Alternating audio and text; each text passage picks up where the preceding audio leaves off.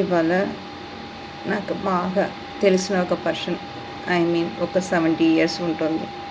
వాళ్ళు నా దగ్గరికి వచ్చి, అమ్మ, జీవితం అంటే ఏంటో నాకు బాగా తెలిసి వచ్చింది. నేను అనుకున్నాను చదువుకోగానే ఉద్యోగం వస్తే సెటిల్ అయిపోతాం, సెటిల్ అవ్వగానే పెళ్లి చేసుకుంటే సెటిల్ అయిపోతాం, పెళ్ళి అవ్వగానే పిల్లల్ని కనగానే సెటిల్ అయిపోతాం, పిల్లల్ని మంచి స్కూల్లో చదివిస్తే ఇంకా బాగా చదివితే మనకేముందలే, వాళ్ళకి ఉద్యోగం వస్తే ఓకే, వెళ్ళని గుడ్, వాళ్ళకి కూడా పెళ్లి చేసి పెడితే ఓకే, ఇంకా పెళ్లి చేసిన తర్వాత ఎంత ఉందో అంత ఆస్తి ఇల్లు తలా కొద్ద ఇచ్చేస్తే ఇంకా నా పని అయిపోయింది, మిగిలిన దానిలో నా పిల్లలు నన్ను చూసుకుంటారు అని చాలా ఫ్రమ్ బిగినింగ్ నుంచి చదువుకున్న టైం నుంచి ఒక టార్గెట్ పెట్టుకుని ఇదే నా ఎయిమ్, ఇలాగే నేను ఉండాలి అని అనుకుని గట్టిగా ఒక సంకల్ప బలం అంటారు కదా, ఇదే నా లైఫ్, దీనికోసమే నేను ఫైట్ చేస్తాను. నా ఫ్యామిలీ, నా బ్లడ్, నా పిల్లలు, మా ఆవిడ, వాళ్ళ కోసం నేను బతకాలి, ఎట్టగైనా బతకాలి, ఎలాగైనా చేయాలి, నా కష్టం నాతో పాటు ఉండాలి, నా పిల్లలకి రాకూడదు అని చాలా కష్టపడి ఒక స్టాగ్నెటిక్ లైఫ్లో ఉండి వాళ్ళని బాగా చదివించి వాళ్ళకి బాగా కూడా పెళ్ళిళ్ళు చేశాను, అన్నీ చేశాను. చివరిగా వచ్చేసరికి మా ఆవిడ కోవిడ్లో ఎక్స్పైర్ అయింది. ఇప్పుడు నేను ఒక్కడు ఉంటున్నాను. మా పిల్లలు అటువైపు 3 నెలలు, ఇటువైపు 3 నెలలు. ఉన్న డబ్బుల్ని మా ఆవిడ బంగారాన్ని పంచడంలో కొద్దిగా ఆ టైంలో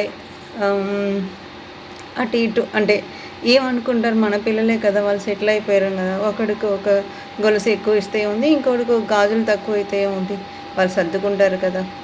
మా ఆవిడని వాళ్ళు లేనప్పుడు నా దగ్గర పని చేసిన పని అమ్మాయి మా ఆవిడని చాలా బాగా చూస్తుంది.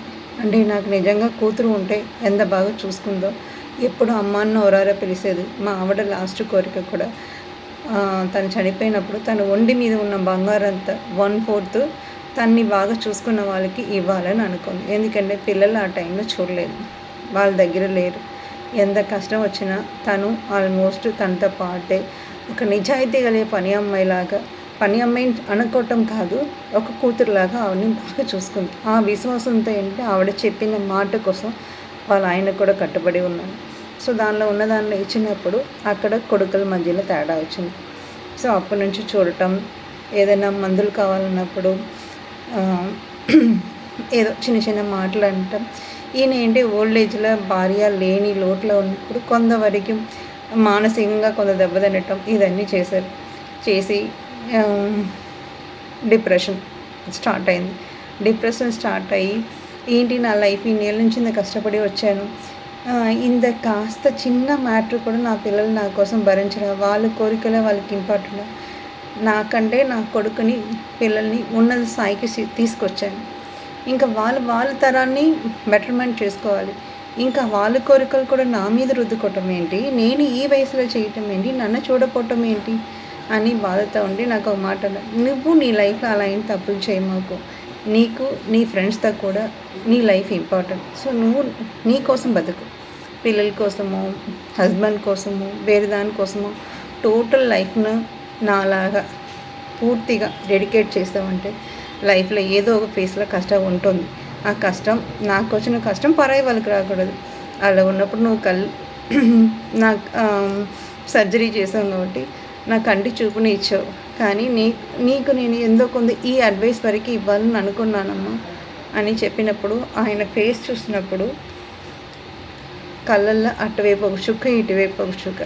అంటే ఒక 70 ఇయర్స్ ఆయనకు ఎంత కష్టం వస్తే మొహవాడు తొందరగా ఏడవడు, ఏడ్చి మాట్లాడాలంటే బాధ ఎంతో ఉంది, లోన్లీనెస్ ఉంది, మాట్లాడటానికి ఎవరు లేదు. తన బాధ గురించి చెప్పి వాళ్ళ ఫ్రెండ్స్కి చెప్పినా, రిలేటివ్స్ చెప్పినా ఎక్కడ కొడుకుని తక్కువ చూస్తారో ఏమో, స్టిల్ ఆ తండ్రియోட ఆరాధన, ఆవేదన, నా కొడుకుని ఎప్పుడూ తక్కువ చేయకూడదు, నేను తక్కువైనా పర్వాలేదు అని ఒక హీరోలాగా ఉన్నాడు. సినిమాలో ఎన్నో హీరోలు చూస్తుంటాం, ఆ హీరోలు చూసినప్పుడంతా వాళ్ళు నటిస్తున్నారు, ఈయనేమో జీవించాడు. సో హ్యాండ్సప్ చెప్పాలని అనిపించింది. సో ఒక పేరెంటింగ్ అంత ఈజీ కాదు, అది 40 ఏళ్ళలో ఉండొచ్చు, 30 ఏళ్ళలో ఉండొచ్చు, పిల్ల పుట్టినప్పుడు ఉండొచ్చు. మనం పోయేదాకా ఒక బాధ్యతని మనం మోస్తూ ఉంటాం. ఒక బరువుని ఎక్కువ మోసే కొద్దిగా మనం వీక్ అయిపోతాం. సో ఒక స్టేజ్ వచ్చిన తర్వాత మన పిల్లల్ని వాళ్ళందరికీ వాళ్ళని ఎదగనివ్వాలి. ఎందుకని ఇవ్వాలంటే వాళ్ళు అడిగేదని కొనివ్వటం కాదు, వాళ్ళకి స్పేస్ ఇచ్చి కొనుక్కోమని చెప్పటం. అలా చేసి చూడండి. ఇవాళ నిజంగా ఆయన చెప్పినది నా లైఫ్లో కూడా నేను ఫాలో అవ్వాలి అనుకున్నాను స్ట్రాంగ్గా. అలా మనకంటే పెద్దవాళ్ళు చెప్పడం ఖచ్చితంగా ఏదో ఉండదు. మా నాయనమ్మ ఎప్పుడు చెప్పేది, పెద్దలు మాట సర్దు మూట. సో ఎప్పుడు సత్తి అన్నంగరదు, మనకి ఎప్పుడు చెడు జరగదు. ఇసే ప్రోబయోటిక్. ఇవాళ ప్రోబయోటిక్ రైస్ అని ఇప్పుడు మనకు 100 ఏళ్ళ క్రితం ఉన్న పాత పద్ధతి నుంచి మనం ఇవాళ తీసుకొస్తుంది. సో ఎప్పుడు పెద్దవాళ్ళు చెప్పినదాన్ని తీసి పారేయకండి. మీకోసం మీ లైఫ్లో కొంత టైం మీ ఫ్రెండ్స్తో స్పెండ్ చేయండి, కొంతమంది మీకోసం దాచుకోండి. ఎందుకంటే ఎవడు ఎలా చూస్తాడో, టైం ఎక్కడ తీసుకెళ్తుంది, ఎలా తీసుకెళ్తుందో మనకు తెలియదు. మీ లైఫ్ కోసం మీ మనీని కొంత సేవ్ చేసి పెట్టుకోండి. అది మిమ్మల్ని సేవ్ చేస్తాయి ఓల్డ్ ఏజ్లో. ఓకేనా? బాయ్.